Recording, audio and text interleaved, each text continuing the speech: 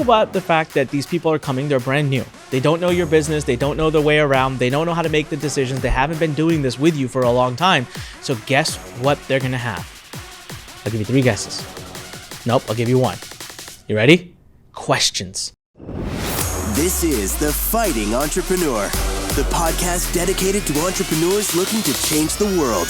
Learn how to start, build, and scale a business in today's highly competitive business environment. Here's your host, The Fighting Entrepreneur, Anik Singhal. What's up, you crazy fighting entrepreneurs? Welcome back to the Fighting Entrepreneur Podcast. It's your favorite person in the whole wide world, Anik Singhal, back with yet another episode that I think might just kind of hit at the gut a little bit for you entrepreneurs. You ready? It's titled, Why Does Hiring More Employees Seem to Create More Work for You? Something to think about, all right? If you've ever hired people and you've been an entrepreneur, contractors, outsourcers, I guess you would say, or employees. There's this myth that we live in as entrepreneurs. And so I want to talk today about a few things. I wrote down 5 reasons why I think this happens to us, and things I've been addressing and things I've been trying to do in my own life to get rid of that problem. But first, before we can go there, come on, entrepreneurs. Have you joined us at learn.com yet? LURN.com. Absolutely free to join. As I'm filming this, we're way past 300,000 members worldwide. We're going to get to 10 million very soon. Do you want to be a part of this amazing movement, or do you want to stand by and watch us move right by you? Listen, we're going to build a platform that has 10 million entrepreneurs in it connected, and we are going to go out and disrupt every industry out there as entrepreneurs. We're going to save the world as entrepreneurs. Not going to wait for the government to do it. We're going to do it. So go join us at LURN.com. It's absolutely free. We have so much amazing training and courses in the platform. It will get you to the next level that you've been fighting to get to as entrepreneurs. All right, so now let's talk about why the dream doesn't seem to happen for us. So, when you get a lot of work, you're getting very busy as an entrepreneur, you're working those late hours, going crazy. Why is it that then we say, okay, it's time, I need help. So you go out and hire someone. And yet you maybe hire a few people, 5, 6, 7, 10 people. I don't know how many ever. Now, if I were just to be a flat out mathematical about it, if I'm doing 10 hours of work a day and I hire 3 people, now we have 4 people in the team, correct? Shouldn't I ideally be doing 25%? Like I should have 75% of my day free. However, I've seen that many times if I'm living in an environment where let's just put some raw math at it. I'm doing 10 hours a day working, right? And I feel like that's too much. Like I don't want to, even though that's not enough, but let's just say 10 hours. So I decided to go hire people. I hire 3 people. Now we got 4 people. I should have removed 3/4 of my work. However, it almost seems like I go from working 10 hours a day to 12. So here I have 3 additional people and I'm working harder. And I have seen this play out in my life and in the lives of a lot of entrepreneurs I coach again and again and again and again and again. So why is that happening? So I really sat down because I'll tell you what happened. It was about late last year, early this year. Okay, so late 2018, early 2019, we went through a major hiring and a major growth spurt in the company. We brought on a lot of people all over the map. And I can't tell you that if you looked at me earlier in 2019, I have never been more stressed, I have never been more overworked, and I have never been more confused, lost, and lack of focus than I ever have in my career, really. Well, that might be a little exaggeration, but in a long time. Yet, it's weird. Well, I hired additional people. Like, why is a certain thing in my business still a problem for me when I hired someone to run that certain thing? And that's what they're supposed to do. Well, here's why. There's a lot of reasons why. One of them is related to them, but 4 of them are related to you as the entrepreneur. And so I have made it a really big goal right now to resolve these things. Now, how did I get rid of that problem? Believe it or not, I had to then let go of some people. So it was kind of crazy. I also feel that as entrepreneurs, when we're seeing success and a lot of revenue is coming in, we innately believe and think that the next step is to just hire more people. And what we should be doing is asking ourselves if we can systemize more. if we could get more output from the same people that we have without stressing them out. I'm not asking you to take your people and make them work twice as hard. No. How can we streamline the processes so that they're working just as hard as they ever have been, but they're getting double or triple the output? Now, that might not sound realistic, but we've made it happen. Unfortunately, it took us having to grow and then let go of people to realize that when we did that, the entire company was not only running, but in many ways may have started running more efficiently. And I suddenly saw my stress levels just plummet, go way down. So why is that? Why is it that an entrepreneur starts to work more as they build their team and add more people versus the opposite, which is supposed to be work less? Well, first of all, think about the fact that these people are coming, they're brand new. They don't know your business. They don't know the way around. They don't know how to make the decisions. They haven't been doing this with you for a long time. So guess what they're going to have? I'll give you 3 guesses. Nope, I'll give you 1. You ready? Questions. Could you hear the thunder behind me and lightning?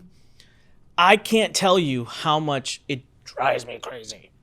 Like, hey, Anik, you have a minute? Hey, Anik, since I have you, hey, Anik, I just have this one question. Hey, Anik, what do you think about this? Hey, Anik, what would you do in this situation? It's like, oh my God, like, I can't, right? Because what happens is you have a team of 20 people. Every single one of them thinks, God, it's a simple little thing. I mean, for Anik, it's easy. He's going to know this in 15 seconds. But ladies and gentlemen, when you've got 15 people asking you 15 things an hour, 15 seconds starts to accumulate. And the challenge that happens for entrepreneurs is they find themselves in a weird conundrum. We find ourselves in a place where we are no longer working for ourselves, but we actually have tons of bosses. We're working for everybody else. So we as entrepreneurs can't actually be the best at what we do, which is to be a creative, right? To sit to problem solve. But we're busy solving everyone else's problems. They're not solving our problems. They're creating problems for us. So why is that? It's a challenge. First of all, listen, here's the truth of it. If you bring on someone new, I don't care how much experience they have. I don't care how much experience they don't have. They're going to have questions. So we're going to talk about that in a moment because I've written 5 things down, 5 specific reasons why hiring more people creates more work for you and how to basically get rid of that. So as I talk about it, even I get anxiety. And so the first thing I really want to tell you is as entrepreneurs, the solution is not always more people. The solution is pretty much always going to be more systems. And you don't bring on more people until that system is literally busting at the seams and until you can very adequately, specifically define what that new person's going to do. I mean, to the T, so that you can write it out on a piece of paper. And when they come on board, be like, boom, this is what you're supposed to do. All right. Now, the only time I propose violating said rules is sometimes you just get people that are dang good.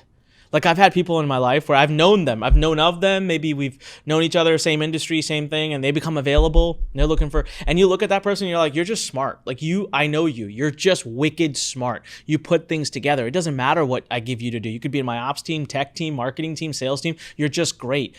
Very few, that's not always, by the way. It's a dream situation for entrepreneurs. And I do think that it starts to happen more and more as your company gets more and more successful. But typically you're going to have a couple times a year max.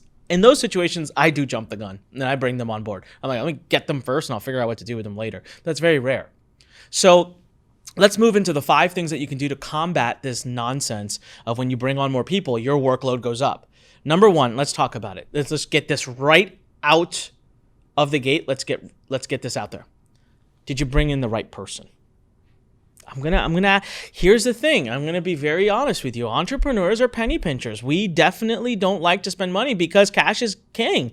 And I get it. We're growing. It's important. And we want to pay ourselves. So I've done this so many times. When I go out there to find someone to do a job, I look for someone who's going to be as cheap as possible. It's like subhuman nature. Okay, it's there in our subconscious.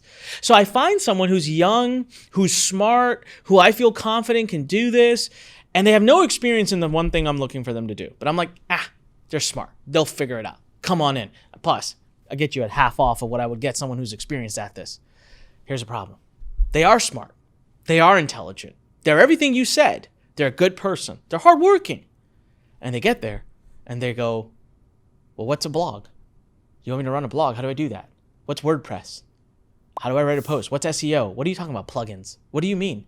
So they're smart. They will get there. They'll figure it out. But where are they supposed to go with their questions? You got to help them. You got to support them. Do you know how much easier it is to just do something rather than to teach someone how to do it?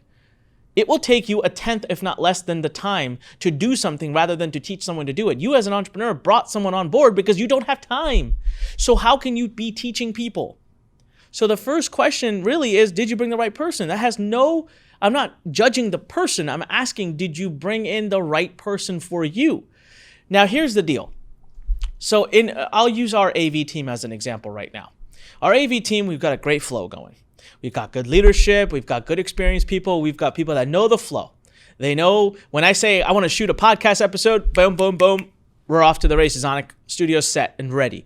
They know when we want to shoot promo videos, what it looks like. They know when it's time to edit a video for Instagram, for YouTube. They know the flow. They know exactly what it looks like. So tomorrow, if we want to go and hire a new person in our AV team, I'm fine getting someone who's a junior. I'm fine getting a young, talented, hardworking person. You know why? Because he's going to come in or she's going to come into this company and have 3 amazing people around them to support them. Not Onyx. 3 other amazing people.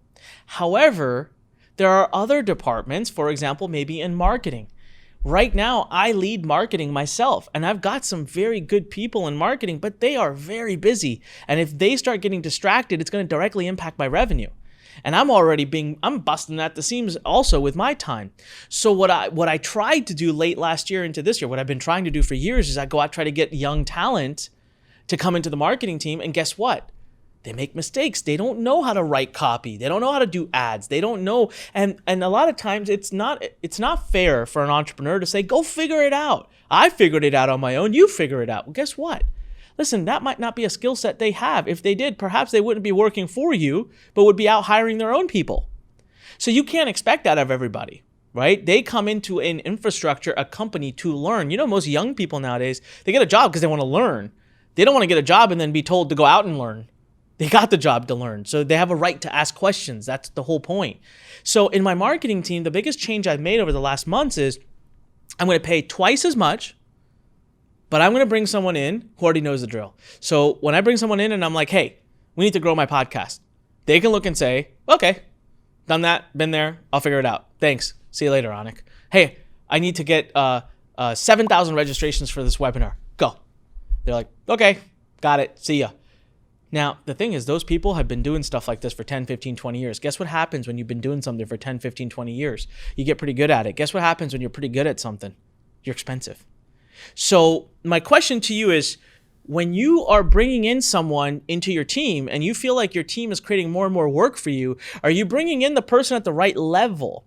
If you bring in lower level people, do you have buffers of leadership between you and them that could get them up to speed so that they don't add more work for you? And if you are bringing in someone that directly reports to you, I challenge you right now to wait. If you have to wait, wait, but have the right budget to bring in a higher level person. Been there, done that. They know how to do it. I don't care how much of a needle in the haystack you're looking for. Just don't bring them on until they've done it. They understand the core functionality of that role. Big. Look how much time we spent on just number 1. Number 2, onboarding. Oh man, I suck at this. I'm so bad at this, and I'm just putting it out there. Like, I cannot wait till we have a proper HR department in our company and it builds onboarding for all of our departments. Because when you come on and work for Learn right now, it's like day 1, I'm like, hi, I'm Onyx. Who are you? And they'll say their name. I'm like, great, here's a bunch of things. Now go do them and be perfect. Right? It's, I don't know, train what? You want me to teach you what an email is? Like, come on, man. Like, that's my head. Like, you want me to teach you to Facebook ads? Go watch some YouTube videos. Like, what's going on? I have a course about it. Go and learn, watch the course, and then be amazing at it. So onboarding should not only indoctrinate them into your culture, it should make them comfortable with who and where and who do they go to for questions. Guess what? They're gonna, if they don't have onboarding, they're gonna go to the person who hired them. And if you're a small business, it was probably you. Where are they supposed to go if they don't know who the right people are? So onboarding is not just an introduction to the team, it's an introduction to the culture, it's an introduction to everything. Now, you might be a small business, 3 or 4 people, and you're thinking, Onyx, what am I supposed to do for onboarding? I'm still telling you, I'm not good at it, but I'm going to build a program. There should still be a 1 or 2 day minimum, like, here's who we are, here's what I am, here's what I stand for, here's how to handle procedures. Yeah, we use Slack, we use Asana, we use this, here's how you use it, watch this training. So if the first few days, that person is getting indoctrinated into your culture. It's going to address 50% of the operational questions. The other 50% that are tactical and job related, they're going to know the right people to go to. You might be able to shave off 70 to 80% of your pain and headache by taking time to build this onboarding program. Okay? And maybe as part of your onboarding program, like at Learn, what we're going to do here not long from now is we're going to build a buddy system. So when you join Learn and you come on, you're going to have a buddy. And that buddy is going to be someone that's been in the company for a minimum 6 months so that that person can guide you. So when you have a question, you go to your buddy. You don't go straight to management. You don't go straight to leadership. You certainly don't go straight to Anik. Right? So you've got to figure out a great way to onboard people. If you're getting this place where you feel like no matter who you bring in, they just become a burden in your life, first look, are you bringing the right people in? Because usually you're not. It starts at the top, and that's you. Second, do you have an onboarding program? Do you at least have a few days where you indoctrinate these people into your company? Number 3, simple, delegation. Okay, let's face it, entrepreneurs, I'm going to put it right back on you. So what if you hired someone? Do you give them any work? Like you brought this person on, but are you willing to let go of your baby? So let me say I've got emails. My God, emails are driving me nuts. I got to send emails to my audience every day. It's taking an hour out of my time. Oh, great. I'm going to hire this person to write my emails. I got this person who I think can do great. And the person joins a company and you're like, yeah, I'll tell you what, I'm in the middle of a promotion right now. It's really, really important to the company. So why don't you just, here, go do this for now. And then when I'm done, I'll get this over to you. Let's do it during the transition phase. And during the transition phase, you take off. You're traveling. You're busy. Something happens in life. And now the next thing kicks off. Oh, you know what? I'm just going to, I think it's really important. Like, I'm just going to take this myself. So you don't delegate. You don't give it to the other person. And what's happening is you're building a really bad culture. The other person's like, wow, this is great, man. I get to sit back, chill. Like, boss is doing it, whatever. He can't hold me responsible. I asked. And now you just built a culture of not doing stuff and getting paid for it. And that's the expectation. So you got to delegate right off the bat. And here's what's going to happen. They're going to make mistakes. They're going to make mistakes. Oh yeah. It's going to cost you money. Just face it. New people, they're going to make mistakes. But that's an investment that you make in people, right? What's the book, what's it called? Top Grading. It says that the cost of a bad hire is 10 times their annual salary.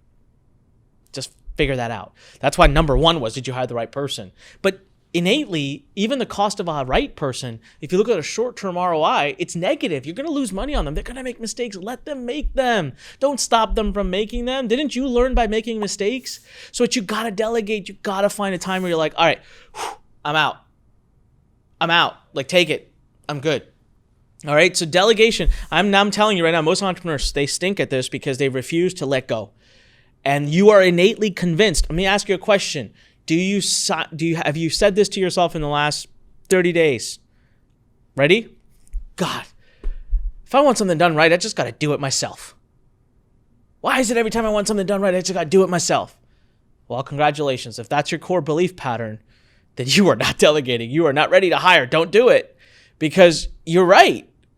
Listen, no one can read your mind. So if you want something done not right, if you want something done your way, you might as well do it yourself. Duh. It's always going to be true. But I think you innately understand you won't be able to. So what you need to learn to do is let people have some room to do things their way, delegate them, give them the overall goal. So we just had this discussion this morning. We have a couple of new team members, a couple of new people that are working and helping. And so we have a webinar coming up. And I have a certain way I do things when it's time to fill up a webinar. And we're good at it. We also have a team member here who's damn good at it. We're actually going to have her on The Fighting Entrepreneur. She's going to teach how she fills up webinars like all the time, left and right. Like it's her, it's like her second job or something. She's so good at it. But this person took a bit of a different approach. And I sat back and thought, what do I care? I'm going to tell them the number. You need to get this many people registered. You have this much time. Go. And they'll figure it out. And I don't care how they got there. As long as we both arrive at the same destination at the right time, I don't care what route you took. When's the last time you asked someone how they got to the restaurant to have dinner with you? Seriously. You don't care if they're there at the same time as you. You don't care what journey they took. So delegation is super important. Number 4, step away. Disappear. I'll tell you a little secret. I hope my team is not listening, but I know they are. So crap. All right, you ready? For the last few weeks, I think I made an episode about this actually already, so I'll talk more about it. For the last few weeks, I am not around the first few hours of every day. Like I'm physically not visible. I disappear. I'm like a ghost. And here's the crazy part. When I do appear, Nobody ever wants me. Like, it's crazy. So I disappear. So what happens is when you are around, you're a crutch. If they see you, they will ask you. If you're there, they will come to you. Half of them are doing it because they just want to be like talking to you and want to show you that they're busy and they're working and they all, the other half, you just make their life easier. It's like I could sit here for an hour and fumble over this and ask 7 people, or he's right there. Let's just ask him, make my life easier. Everyone's selfish, right? Like, it makes sense. Everyone's innately selfish. Like, so just don't be around. Like, I've done this. I remember a long time ago, I made an episode about like leading by disappearing, which I think would be again, like against like every management book out there. But it's been awesome because you're empowering your team to go out and find solutions. And here's what happens. I have discovered most of my derailing of my day happens in the morning. Almost always. So I just stopped. I just like disappeared for the mornings. And then by the time I show up to be present for everybody, half the time I'm twiddling my thumbs. Does anyone need me? Like, no, because they didn't want to waste the whole day. So when you're not around the first few hours, they go figure it out. So extrapolate that more and empower your new employees and hires to go out and make mistakes. But see, they're not going to be comfortable with you stepping away unless you've delegated and given them the freedom to make mistakes. If you don't give them, if they make a mistake and you come down on them hard, well, guess what? The next time they're going to be petrified and they'll keep looking for you. They would rather get reprimanded for being late than for doing it wrong. So step away and give them the freedom. If you really did get the right person, I promise you, in the span of a few weeks, they will definitely make your life easier, but you got to give them the room. Number 5, last but not least, trust and allow. Allow. Yeah, I mean it. When I said delegate, allow. Give them freedom. Tell them they can research. Tell them, stop saying no to everything and say yes to a couple of things. Sometimes my team members will come to me with ideas. I don't want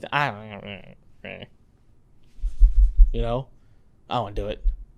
But I'm like, here's the deal. 90% of the time, if I say yes to an idea that I don't think is that good, 90% I'm right. Because you can't really compete with 16, 17 years of experience. However, get this, 10% I'm not. And sometimes those 10% are huge wins, massive wins. I'm talking like big. I've had multi-millions of dollars I've made because I just chose to risk it on a team member and not say no to something.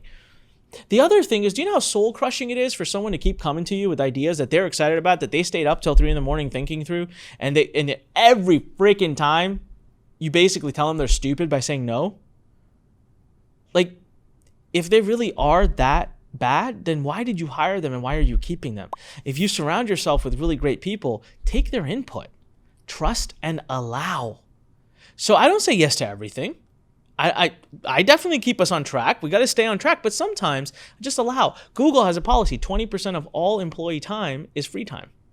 They're allowed to do whatever they want. It's owned by Google. They make it very clear. How do you think Gmail came about? How do you think AdSense came about? All right, it's free time. How do you think the like button on Facebook came about? Free time. So allow your team to go explore their ideas. The more you empower them, the more they fall in love with their job. The more you empower them, the more they want to seek answers. The more you don't reprimand them for making mistakes, the more they're willing to make mistakes, the less they will come to you. But remember one rule, and I have this rule. I never get upset at new mistakes. I don't like the same mistake though. That's where we draw the line. You make a new mistake, thumbs up, go for it. Awesome. Make a new mistake. Make the same mistake twice, we got problems. All right. So this is my very high level, this is what I've discovered with myself. I'm really working on this right now and I'm loving where I'm going with this. I have found my life to be becoming so much more peaceful. So I want you to apply this. I hear you, entrepreneurs. Trust me, I've been there many times and I hear it. New hires can many times create more headache, more work, but it doesn't have to be that way. And I find that most of it is because of you. It's not them. It's you. All right. So come on, entrepreneurs, go make it happen right now. Go out there, build the right team, build it the right way. Hey, if you're watching on YouTube right now, can you hit subscribe? Can you leave us a comment below? I love reading them. I love responding to them. Can you hit the bell icon? Can you hit the thumbs up icon? And also, if you're watching if you're listening on any of the other podcast platforms, please make sure you subscribe to us. Make sure you go to iTunes and leave us a great kick butt review so that more people come into our Fighting Entrepreneur community and contribute to all the greatness that we have going on over here. Go join us at learn.com, LURN.com, free membership. And like I always say, ladies and gentlemen, when life pushes you, stand straight, smile, and push it the heck back. This is Anik. Until next time, go out there and keep fighting for your dreams, entrepreneurs. Thanks for listening to The Fighting Entrepreneur with your host, Anik Singhal.